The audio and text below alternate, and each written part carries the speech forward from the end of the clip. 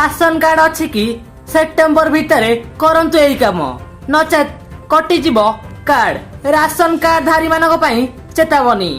या पूर्व आधार कार्ड सहित राशन कार्ड को संजोग करिवार शेष तारीख थिला जून 30 किंतु केंद्र सरकार यही समय सीमा को वृद्धि करी सेप्टेम्बर 30 पर्यंत कर देइछंती।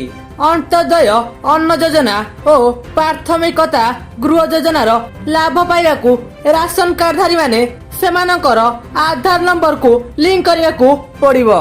एही कारणरू सरकार बारंबार राशन कार्ड धारी माननकू आधार कार्ड को लिंक करने को कहउछंती। जेउ माने सेमानकर राशन कार्ड को आधार कार्ड सहित संजोग करिवे सेमाने मागण राशन पाई परिबे।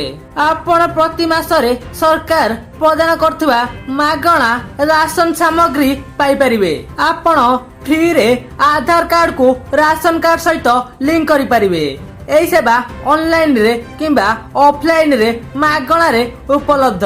एमिति किछि लोक अछंती जेउ माने समान नाम रे 2 किंबा 3टी राशन कार्ड नेइछंती।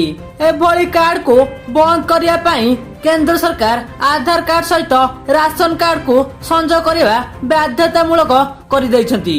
या व्यतीत अयोग्य व्यक्ति राशन कार्ड मध्य अपसारण करा जाई परिबो।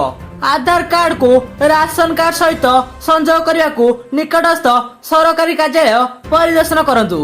सरकार तेलंगाना रे नूतन राशन कार्ड प्रदान उपरे कार्य करछंती। सरकार प्रथम थर पई डिजिटल राशन कार्ड प्रदान करिबाकू जाउछंती।